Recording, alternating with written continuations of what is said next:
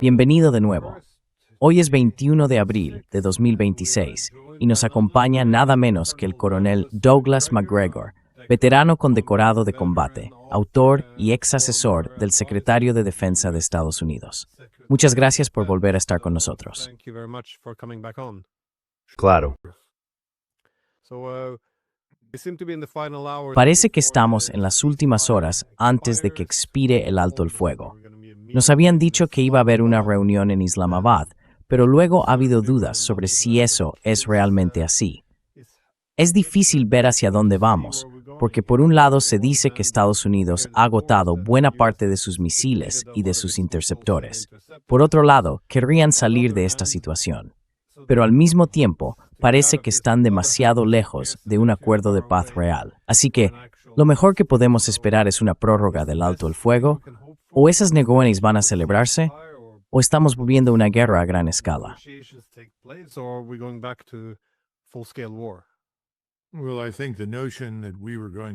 Bueno, creo que la idea de que íbamos a volver a mantener conversaciones en Islamabad fue siempre una ficción.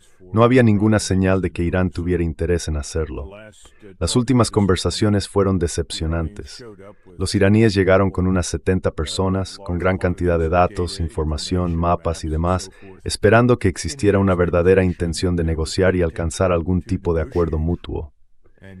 Pero no la había. Y ya sabes, cuando alguien como el vicepresidente Vance se levanta en mitad de la reunión para salir a atender una llamada del señor Netanyahu, eso sugiere que aquello no eran realmente negociaciones. También sugiere que quien manda es el señor Netanyahu, no el señor Trump. Y creo que en la práctica, a la hora de decidir si vamos o no a entrar en combate, probablemente eso sea cierto.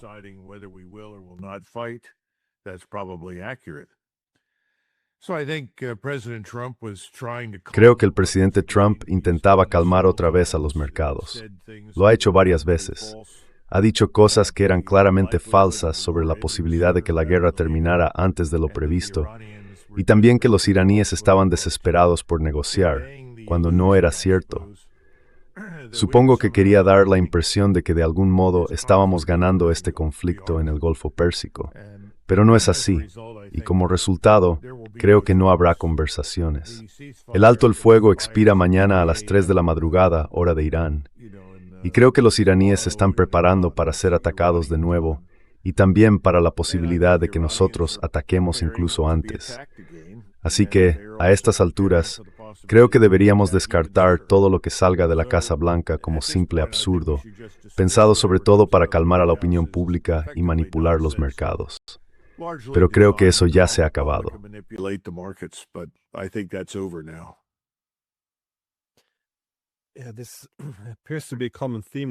Parece que esto es un patrón habitual con Trump. Siempre declarar la victoria, pase lo que pase. Lo vimos en Yemen, y bueno, casi en todos los casos. Siempre hay una victoria de algún modo, sin importar lo que ocurra sobre el terreno. Pero, ¿cómo se supone que va a librarse esta guerra? Si las noticias que leemos son correctas, la cantidad de misiles que se han utilizado, quiero decir, parece ser una parte muy importante del arsenal estadounidense. ¿Hasta qué punto es razonable mantener una guerra de esta magnitud o con esta intensidad tan alta? Quiero decir, ¿va a intentar Estados Unidos hacer una guerra de baja intensidad o se centrará en una invasión terrestre? No parece posible sostener otros 40 días de este tipo de combate.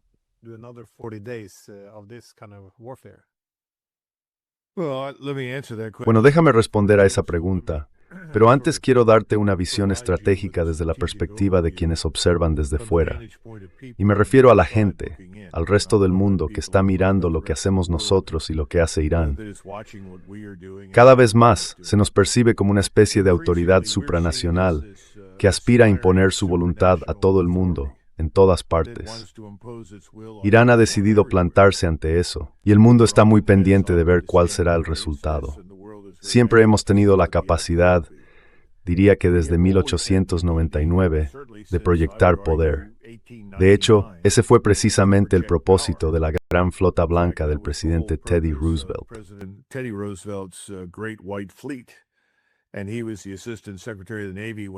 Y él era el subsecretario de la Marina cuando comenzó la guerra hispano-estadounidense. Fue la primera vez que intentamos luchar más allá del hemisferio occidental. Enviamos una flota a la bahía de Manila, en Filipinas, y conseguimos derrotar a la flota española, que estaba bastante anticuada. Pero descubrimos que no teníamos fuerzas terrestres que pudiéramos desembarcar para reclamar la victoria.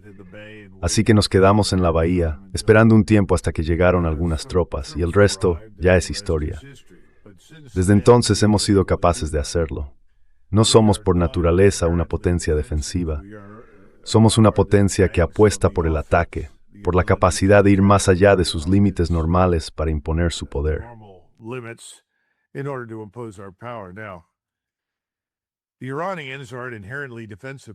Los iraníes son por naturaleza una potencia defensiva. Gastan quizá un 1%, tal vez un 2% de lo que nosotros invertimos en defensa. Y su inversión se ha centrado en armas fundamentalmente defensivas.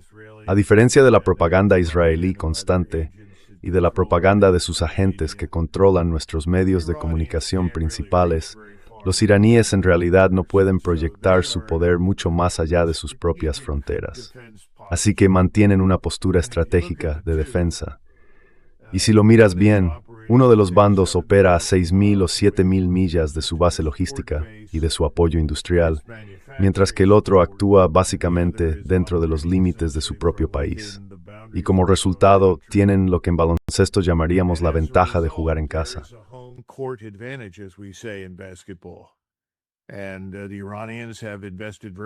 Y los iraníes han invertido muchísimo en una nueva forma de guerra que nos ha dejado en una situación muy parecida a la del Frente Occidental en 1914 y 1915. Si intentas moverte contra Irán, te detectan, te marcan como objetivo y te atacan desde cualquier punto situado entre 800 y 1.600 kilómetros más allá de sus fronteras. Eso complica mucho las cosas cuando dependes del poder aéreo y naval para atacar a tu adversario. Significa que tienes que trasladar tu apoyo y tu logística a miles de kilómetros. Tienes que repostar y reabastecerte periódicamente desde muy lejos. Los iraníes no tienen ese problema, y la mayoría de sus instalaciones y almacenes más importantes están bajo tierra.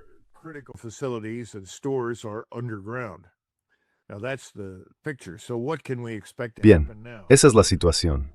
Entonces, ¿qué podemos esperar que ocurra ahora? Creo que hemos repuesto nuestras reservas en el teatro de operaciones. Hemos vuelto a abastecer todas nuestras plataformas, tanto navales como aéreas, con las municiones necesarias. Ahora bien, ¿cuánto durarán? Diría que veremos algo parecido a lo que hicimos la última vez. Creo que habrá un mayor énfasis en un periodo inicial de intensidad. Es decir, las primeras 48 a 96 horas serán más intensas que lo que vimos antes. En otras palabras, más misiles, más bombardeos. Y todo eso se concentrará en lo que supuestamente son objetivos críticos que si se dañan lo suficiente podrían influir en el resultado de la operación.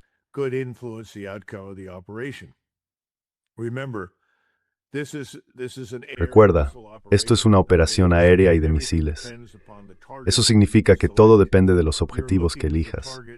Buscas blancos y partes del sistema de objetivos que te den una ventaja estratégica sobre tu enemigo, que le convenzan de rendirse, de decir basta, no puedo seguir más. Llevamos intentando esto en realidad desde el final de la Primera Guerra Mundial. Hubo bombardeos masivos, ataques a larga distancia, interdicción y también apoyo Robsar en los últimos 6 meses de la guerra. Probamos muchas de esas tácticas y luego cuando llegó la Segunda Guerra Mundial redoblamos todos esos esfuerzos.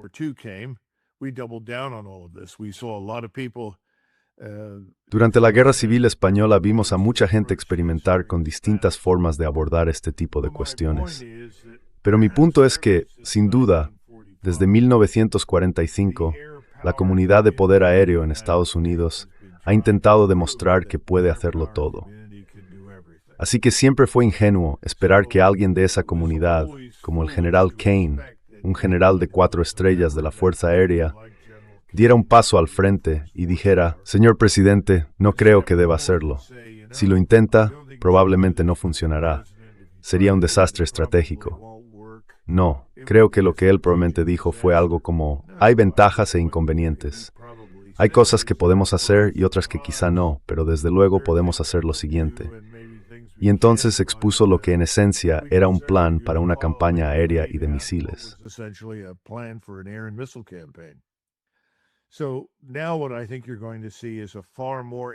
Así que ahora, lo que creo que vamos a ver es un ataque inicial mucho más intenso. Ese ataque, según las propias palabras del presidente Trump, estará diseñado como una operación para ganar la guerra.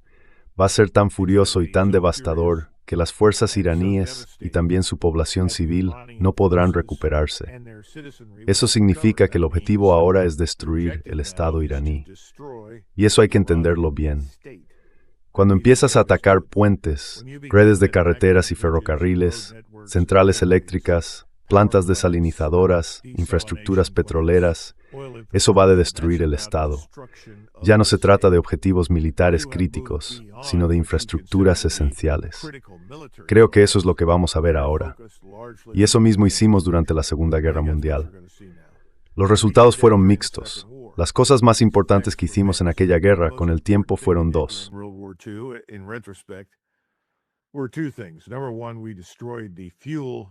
En primer lugar, destruimos el sistema de fabricación y distribución de combustible, así que no podías producir combustible ni redistribuirlo. Eso abrió el camino a los ejércitos soviéticos en el este.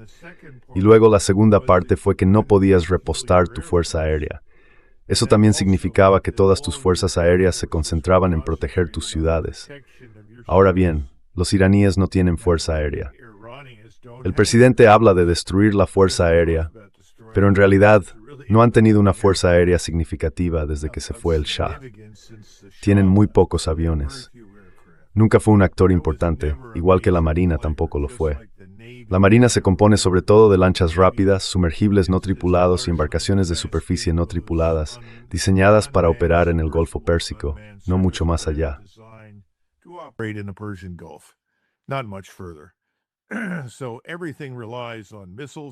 Así que todo depende de los misiles, de la adquisición de objetivos, de emparejar los misiles y los sistemas no tripulados con los distintos misiles o con los distintos objetivos. Creemos que los iraníes tienen quizá entre 45 y 50,000 sistemas no tripulados, o incluso más. Y desde luego cuentan con entre 15 y 20,000 misiles, tal vez alguno más. Yo diría que eso es más que suficiente para mantener a Irán durante varias semanas. Además, todavía tienen la capacidad, bajo tierra y fuera de alcance, de fabricar misiles y fabricar drones. ¿Cuántos? ¿A qué ritmo? No lo sé. Pero también sabemos que los chinos los han reabastecido y los rusos también. Si miramos a nuestro lado, tenemos otros 1,000 misiles conjuntos aire-tierra.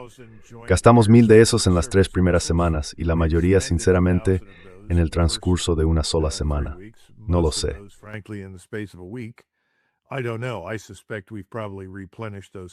Sospecho que probablemente ya hemos repuesto esas reservas. Hay otros casos en los que hemos repuesto todo lo que hemos podido, sobre todo los misiles antimisiles, los PAC-3 y los misiles THAAD. ¿Qué tenemos en cuanto a radares? Bueno, ahí la situación es bastante sombría. Los radares que han sido destruidos no se han reemplazado. Cuestan cientos de millones de dólares y tardan años en fabricarse. No sé si nos queda algo que podamos desplegar sobre el terreno. Puede que tengamos que traer lo que quede repartido por el mundo. Pero mi punto es este. Creo que los iraníes están en una posición mejor que la nuestra. Eso no significa que vayan a ganar y nosotros a perder. Es demasiado pronto para decirlo.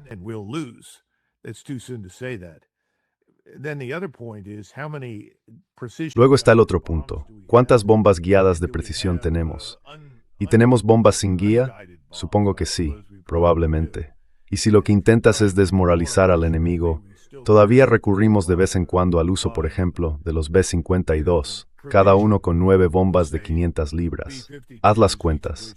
¿Cuántos B-52 puedes hacer volar sobre una zona? A eso se le llama bombardeo en alfombra. Y claramente se puede hacer. Después, los israelíes han sido reabastecidos tanto como nos hemos podido permitir. Pero no creo que su defensa aérea y antimisiles sea infinitamente más eficaz de lo que era. creo que están en una posición más difícil. Nosotros todavía tenemos mucha defensa antimisiles en la flota. Así que ese es el panorama.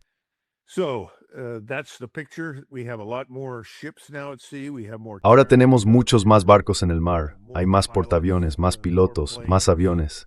Creo que ya hemos reemplazado las pérdidas de los KC-135, los aviones cisterna. Así que diría que nos estamos preparando para algo parecido a lo que vimos antes, solo que mucho más intenso desde el principio. Ahora, me preguntabas por las tropas terrestres. Lo que me parece interesante, según los informes que se leen, y no, yo no estoy dentro, no asisto a ninguna de esas reuniones, es que lo que manejo es básicamente de oídas, Glenn. Es decir, leo lo que publican el New York Times, el Washington Post y otros medios que reciben información de la Agencia Central de Inteligencia, de la Agencia de Seguridad Nacional y, en fin, del Pentágono.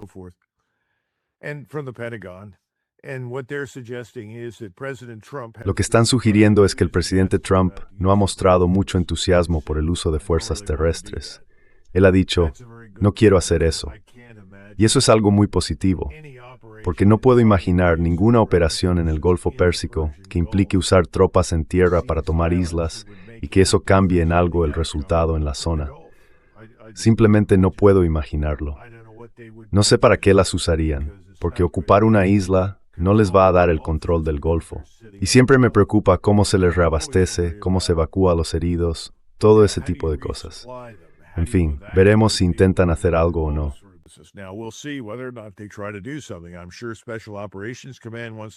Estoy seguro de que el Mando de Operaciones Especiales quiere actuar. Me sorprendería mucho que en el ejército o en los Marines no hubiera gente con ganas de hacer algo.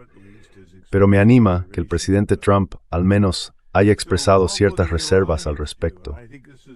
Entonces, ¿qué harán los iraníes? Y creo que esto es muy importante. Hemos hablado del enorme daño que estamos dispuestos a causar. Ellos han dejado muy claro que destruirán la mayor parte de lo que hay en la costa oeste del Golfo Pérsico. Y eso preocupa enormemente a todo el mundo. Si uno se detiene a pensar, los componentes de los fertilizantes, alrededor del 50%, cosas como urea, nitrógeno, fosfato y demás, la mitad de todo eso procede del Golfo Pérsico. ¿Y vamos a destruir esa infraestructura? Creo que a largo plazo nos enfrentamos a una hambruna en todo el sur global. Es inevitable.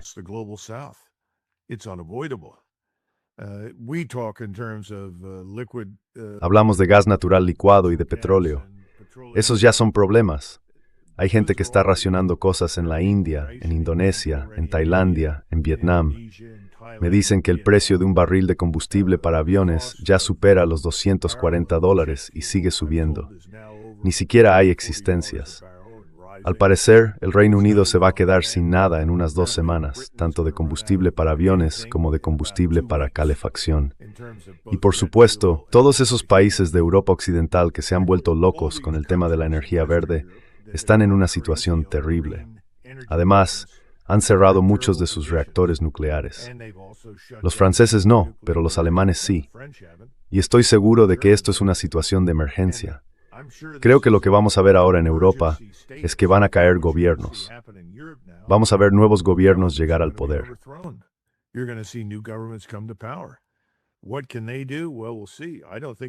¿Qué pueden hacer? Bueno, ya veremos. No creo que vayan a poder corregir los problemas muy rápido, porque la mayoría de los analistas que han estudiado lo que yo llamaría la magnitud de la destrucción de la primera fase han dicho que hará falta 1 año, quizá 2, si se detuviera todo ahora, para recuperarse en el Golfo Pérsico. Y la mayoría de la gente, entendiendo lo que acabo de explicar, está llegando a la conclusión, con razón, creo yo, de que la recuperación llevará entre 5 y 10 años. Y ni siquiera estamos seguros de qué significa recuperarse, porque gran parte de esa infraestructura en el Golfo puede que nunca se reconstruya. Es decir, puede que simplemente se decida no volver allí. Y si alguien acaba entrando, yo diría que probablemente sería China.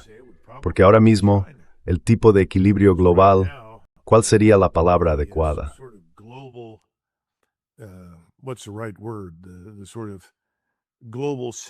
El tipo de refugio global seguro para el dinero y el efectivo va a ser cada vez más China, no Estados Unidos. Y creo que hacia ahí se están dirigiendo las cosas. Si miras solo los mercados de crédito, la gente va a ir a China a pedir préstamos, no a Estados Unidos. Y creo que el petrodólar ya está muerto. Si el yuan lo sustituirá o no, eso nadie lo sabe. Probablemente podría serlo, aunque también podría ser una cesta de monedas. Y pienso que los Emiratos y la Casa de Saud, todos ellos corren un riesgo real de perder sus países, en el sentido de que otros podrían tomar el control en su ausencia. Porque sabemos que muchos miembros de las élites del Golfo ya han huido a Egipto, a Europa y a otros lugares. Y una vez más, no sabemos qué va a pasar en la región esta vez.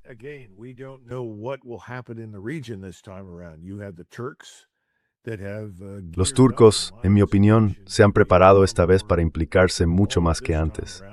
Y lo mismo ocurre con los egipcios. No veo cómo puede salir bien parada Israel en todo esto, porque cualquier incentivo que los iraníes pudieran tener en el pasado para actuar con moderación ya no existe. Y creo que lo han dejado muy claro.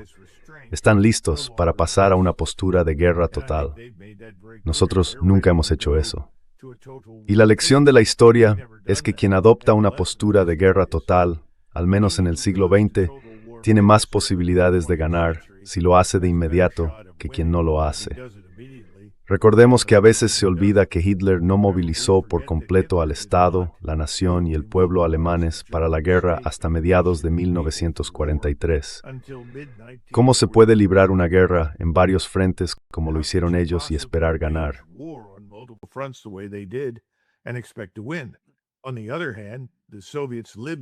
Por otro lado, los soviéticos vivían en un estado de movilización bélica y pasaron a una movilización total muy rápidamente. Nosotros también lo hicimos, y lo mismo ocurrió con el Reino Unido. No vamos a hacer eso para derrotar a Irán. Es imposible. Ahora bien, debo tener cuidado porque estoy seguro de que has visto el informe según el cual, al parecer, el general Cain, en su infinita sabiduría, le sugirió al presidente Trump que podría ser útil considerar operaciones en el estrecho de Malaca contra buques iraníes. Me parece una catástrofe. Pero no es raro que alguien que ya está perdiendo una guerra piense que puede ampliarla a otras zonas, ocultar la derrota en un lugar y al final lograr un cierre exitoso en otro.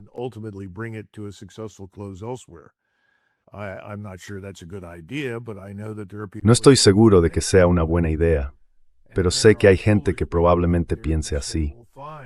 Y también hay personas insensatas que dicen, bueno, de acuerdo, pues también detendremos los barcos chinos, porque al fin y al cabo los chinos están apoyando a los iraníes. Esa es la oportunidad perfecta para extender y ampliar aún más la guerra. Y una de las razones por las que los chinos han sido tan sensibles con el mar de la China meridional es que saben, por su propia historia, que quien controla ese mar acaba controlando el flujo de recursos que entran y salen de China. La Marina Real Británica lo hizo. Los franceses lo hicieron antes que la Marina Real, y al final lo hizo la Marina Imperial japonesa. Así que, en resumen, no veo aquí ninguna buena noticia, ni una nueva dirección positiva.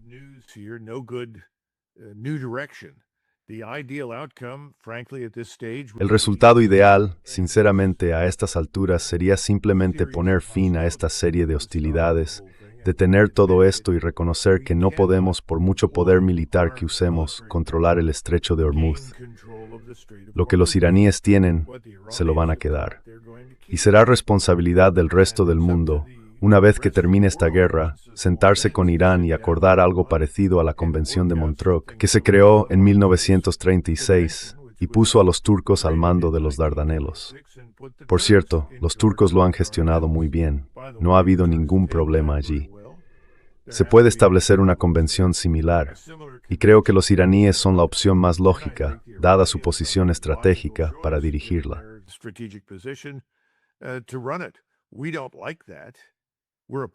No nos gusta eso. Estamos en contra, pero seguimos olvidando que no vivimos allí, Glenn. Ya sabes, no vivimos en Asia, ni en Europa, ni en África. Vivimos en el hemisferio occidental, y eso es un gran problema. Es una realidad estratégica que sinceramente no queremos aceptar. Tampoco queremos aceptar que la guerra ha cambiado de forma radical.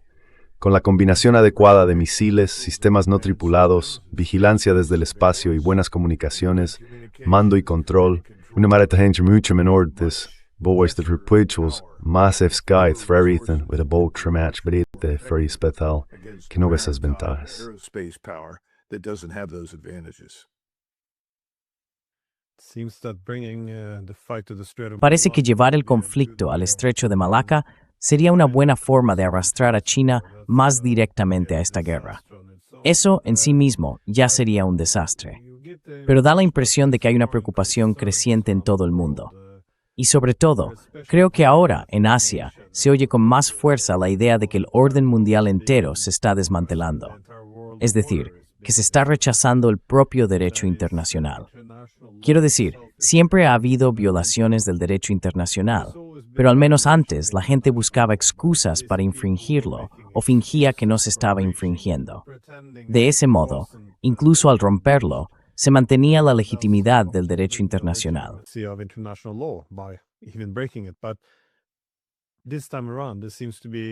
Pero esta vez parece que solo se está refutando, al menos en parte. Me preguntaba, ¿cuál es la visión más amplia que tienes del panorama mundial? ¿Se trata de un desmantelamiento deliberado del orden internacional? Da la impresión de que está generando reacciones muy fuertes en todo el mundo, y no solo en el ámbito económico. Hay una resistencia enorme, sobre todo en lo que respecta a Irán. A Irán en todo el mundo. No, visio algo así en mí. ¿Qué opinas de esto?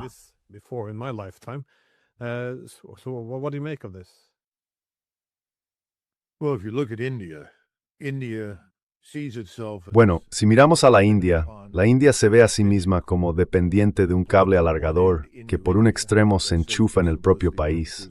Digamos, para simplificar, que el enchufe está en Bombay. Y el resto del cable se extiende hacia el Golfo Pérsico y se conecta con los distintos estados petroleros, los Emiratos, Irán y demás. De repente ese cable se ha desenchufado de la pared. Y eso es algo que los indios nunca habían previsto, realmente. Nadie parecía pensar que pudiera haber algún motivo para interrumpir el flujo de recursos desde el Golfo hacia la India. Pero la India también hace, más o menos, $180,000 millones al año en negocios en el Golfo Pérsico. Así que, en lo que respecta a la India, una gran cantidad de comercio, dinero y recursos fluye hacia y desde el Golfo. La India es muy sensible a las leyes y normas internacionales.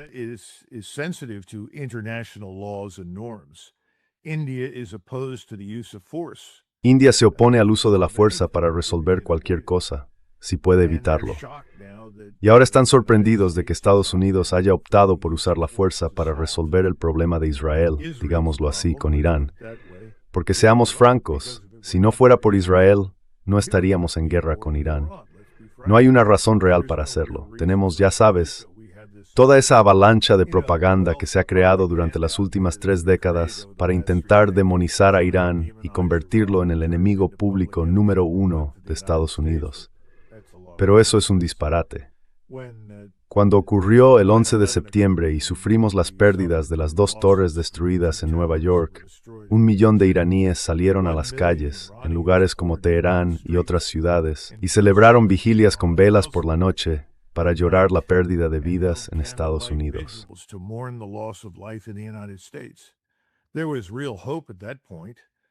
En ese momento, había una esperanza real de que a raíz de aquella tragedia pudiera construirse algún tipo de relación mejorada. Lo intentaron con todas sus fuerzas y nosotros básicamente les escupimos en la cara. Es lamentable. Nos apoyaron de formas que la mayoría de la gente ni siquiera conoce. Una vez que entramos en Afganistán, y después, si no hubiera sido por ese general Soleimani, al que estábamos tan ansiosos por asesinar, no habríamos podido detener la guerra contra nosotros en Irak. Fue fundamental. Intervino, convenció a las milicias chiíes para que dejaran de luchar, recogió al imán que lideraba a los chiíes, lo llevó de vuelta a Isfahán, lo apartó y le dijo que se dedicara a estudiar teología hasta nuevo aviso.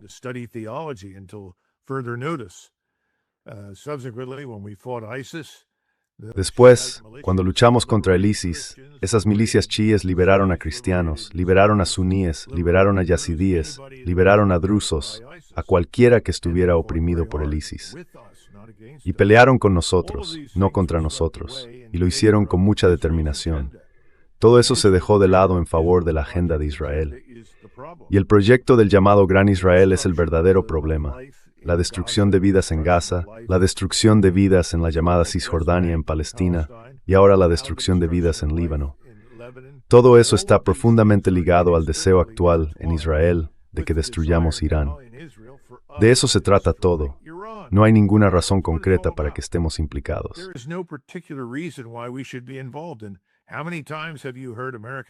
¿Y cuántas veces has oído a estadounidenses levantarse y decir, en realidad no dependemos de los recursos del Golfo? ¿Por qué estamos allí? Pasa constantemente. Pero teníamos un acuerdo a largo plazo que consagraba el petrodólar como la moneda para comprar, intercambiar y vender petróleo. Ahora eso se ha destruido. No creo que volvamos a verlo nunca más. Ha sido una piedra angular, la base misma de nuestra prosperidad, porque salimos de la guerra de Vietnam completamente arruinados. No podíamos soportarlo. Esa fue la razón principal por la que abandonamos el patrón oro. Y eso, a su vez, hizo que el petrodólar se convirtiera en la moneda dominante. Fue la manera que tuvo Nixon de sacarnos de aquel desastre económico terrible que el presidente Johnson y sus aliados habían creado en Vietnam. Pero bueno, todo eso ya es agua pasada.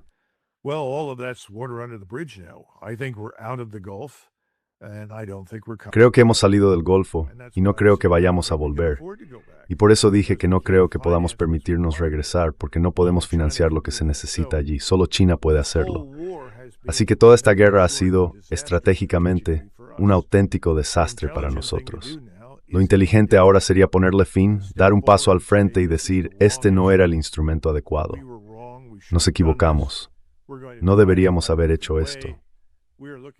Vamos a intentar encontrar otra manera. Estamos buscando ayuda de otros para mediar en esto, pero eso significa comportarnos como una potencia normal dentro de este sistema multipolar. Y sabes, Glenn, en Washington no hay ningún interés en eso. Queremos ser la autoridad supranacional. Queremos establecer las reglas del juego, dominar el juego y ganarlo. Se acabó. Esos tiempos ya pasaron.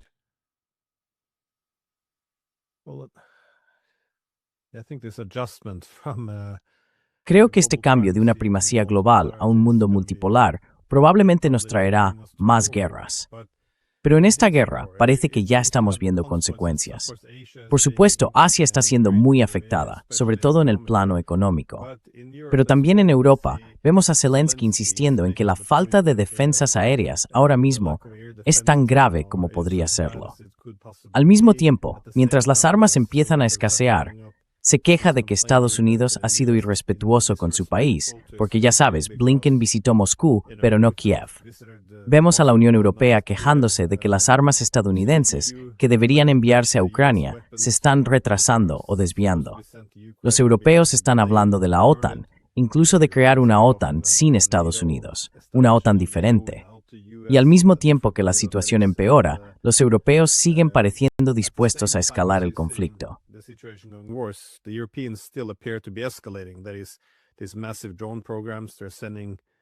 Es decir, esos enormes programas de drones que están enviando a Ucrania y que aparentemente permiten usar su territorio para atacar la costa báltica de Rusia.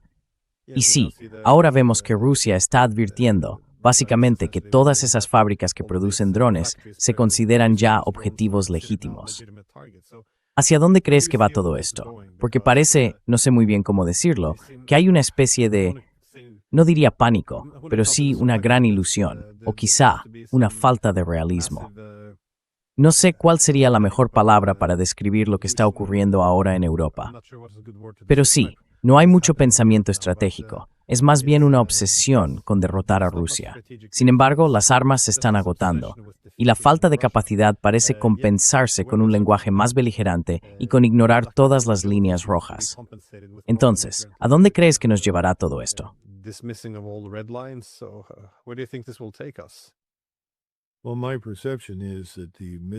Bueno, mi percepción es que la tergiversación de las verdaderas intenciones de Rusia, que nunca tuvieron nada que ver con conquistar a nadie en ningún sitio, va a desaparecer en medio de una crisis energética que los gobiernos actuales, especialmente en Europa Occidental, no son capaces de manejar. Creo que eso será la gota que colme el vaso. Así que los líderes globalistas que quieren mantener esta guerra contra Rusia no podrán hacerlo, porque serán expulsados del poder. Aún me sorprende que no hayamos visto una revolución abierta en lugares como Alemania o el Reino Unido. Creo que la veremos en el futuro. La situación en Inglaterra, Escocia, Irlanda y Gales es realmente mala. Ya hemos visto a los irlandeses salir a las calles. Y creo que veremos más de eso.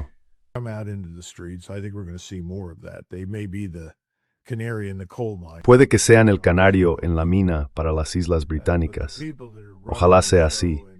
Pero la gente que dirige el Parlamento está completamente desconectada de la realidad. Hace poco rechazaron conceder licencias para más perforaciones en el Mar del Norte, aunque saben perfectamente que los yacimientos de petróleo allí son enormes y que la necesidad de energía es enorme.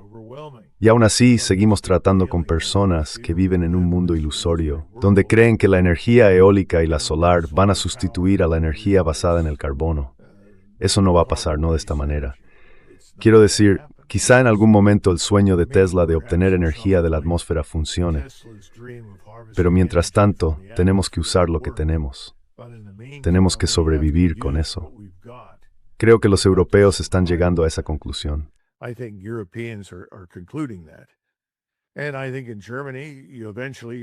Y creo que en Alemania, con el tiempo, vamos a ver un regreso al statu quo. Es decir, la gente que está dirigiendo las cosas ahora desaparecerá y tendrán que volver a poner en marcha las centrales nucleares. Y cuando se deshagan de esa gente, tendrán que llegar a un entendimiento con Moscú. Y deberían hacerlo. De nuevo, todos los abusos, los insultos y las mentiras lanzadas contra Moscú tiene que desmontarse por completo. Es muy difícil hacerlo cuando los medios están controlados por estos gobiernos globalistas. Los medios no han dicho la verdad. Han presentado a Ucrania como una especie de grupo luminoso de patriotas que luchan desesperadamente por su libertad. Eso es un disparate. A los ucranianos se les preparó con el propósito de atacar a Rusia por nosotros. Lo fomentamos, lo alimentamos.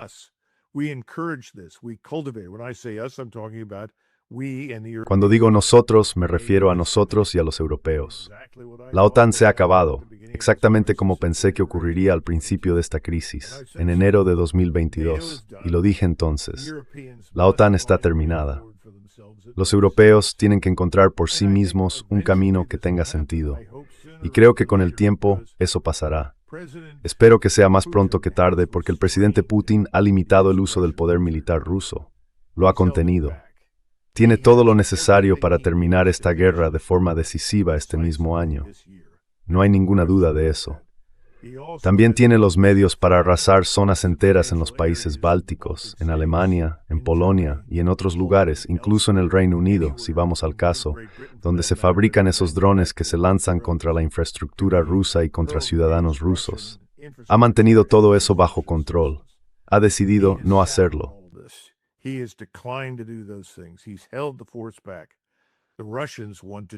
Ha contenido a las fuerzas.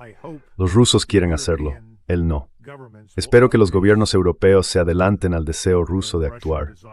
De verdad lo espero, porque sería desastroso que esa guerra se desarrollara en Europa. Y los europeos hoy en día han perdido el miedo a la guerra.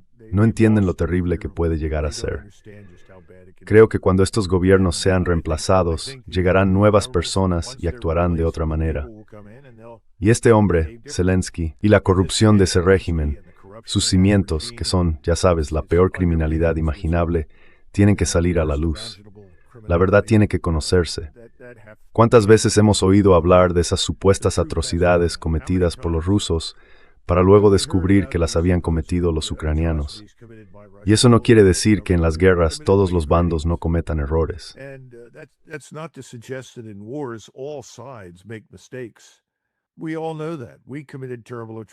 Todos lo sabemos. Hemos cometido atrocidades terribles en más de una ocasión. La mayoría de las veces fueron accidentales, pero otras no lo fueron. Ahora bien, lo que han hecho los ucranianos es imperdonable. Y esto tiene que parar. Tenemos que detenerlos. Ojalá lo hiciéramos de inmediato. Esperaba que Donald Trump cortara por lo sano en ese asunto, pero resulta que no ha podido hacer nada. Es de verdad prisionero del statu quo de Washington. Y creo que eso también se extiende a lo que ha pasado en el Golfo Pérsico con Irán. El Congreso no ha hecho nada, absolutamente nada, para ponerle límites. Y eso es porque todos están en nómina. Hay unas pocas voces sueltas, nada más.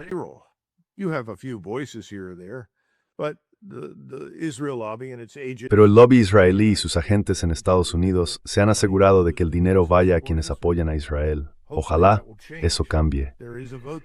Esta semana hay una votación sobre la resolución de poderes de guerra. Espero que salga algo de ahí, pero no soy optimista.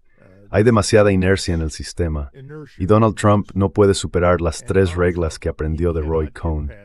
Me alegra que otras personas se hayan dado cuenta de eso.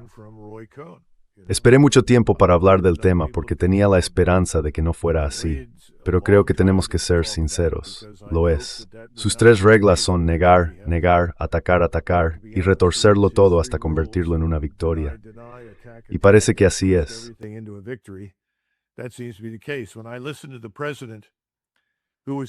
Cuando escucho al presidente al que un periodista le preguntó, «Señor presidente, ¿por qué puso su cara en la figura de Jesucristo y luego la difundió?», él respondió, «Bueno, me vi a mí mismo como un médico que estaba curando a la gente». Pues eso es absurdo. Tuvo la oportunidad de decir la verdad. ¿Y qué debería haber dicho? Cometí un error terrible. Pido disculpas por haber ofendido a la gente.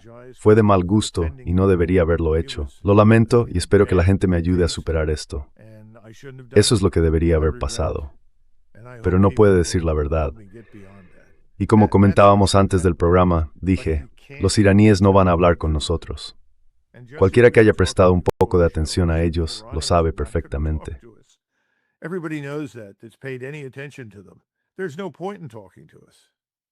No tiene sentido hablar con nosotros. Recuerda que ellos también vieron nuestra pequeña reunión con el señor Putin en Anchorage. ¿Y qué hicimos? Llegamos con las manos vacías. Y el presidente Trump parecía pensar que iba a encandilar a los rusos para que hicieran lo que él quisiera y así poder salir de allí fingiendo que era una figura heroica que había ganado la guerra. Los rusos llegaron con propuestas, con material de fondo. Los iraníes fueron a Islamabad con un grupo de 70 personas y también con material sustantivo. Pensaban que iban allí para negociar de verdad una solución, pero descubrieron que no se trataba de eso. Todo ha sido siempre lo mismo. Tienes que someterte a Israel. Si aceptas las exigencias de Israel, la guerra se detiene.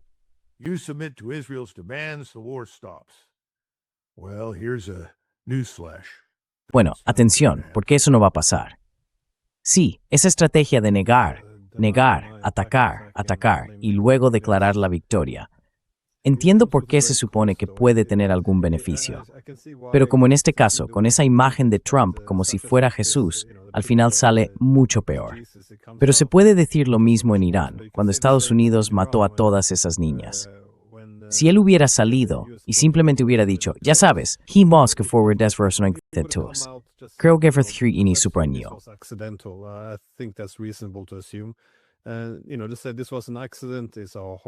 Sabes, decir que esto fue un accidente es algo horrible. Estas cosas pasan en la guerra, pero no debería haber pasado nunca. Ya sabes, esto sería sí, y entonces podrías dar el asunto por cerrado. En cambio, toda esta idea de que Irán está lanzando misiles Tomahawk contra sus propias escuelas, quiero decir, eso solo empeora todo y mantiene, digamos, la herida abierta. Es que, no sé, creo que esa estrategia suya de negar, negar, atacar, atacar, pensar que puede convertirlo todo en una historia, tiene que tener algunos límites. Si no, acaba siendo muy autodestructiva.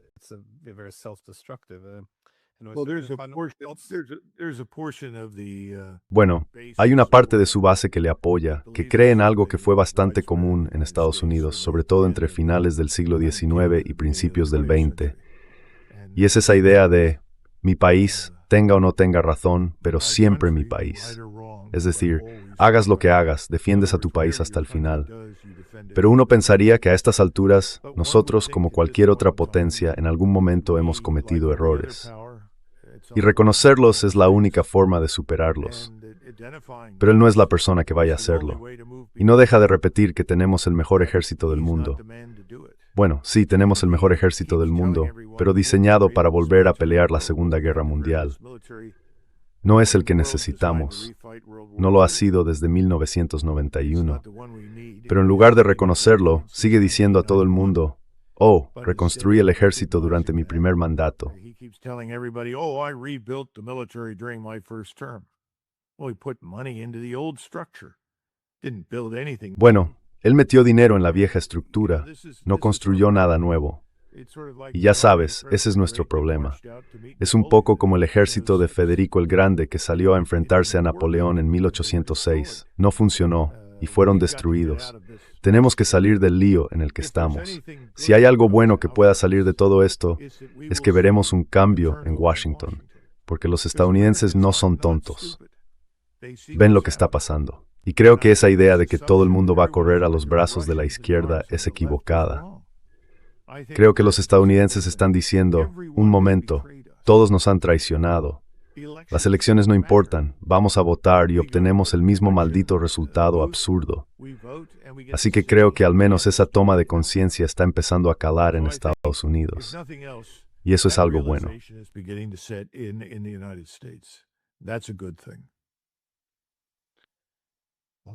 Bueno, coronel, gracias por dedicarme su tiempo y compartir sus ideas. Como siempre, ha sido muy interesante.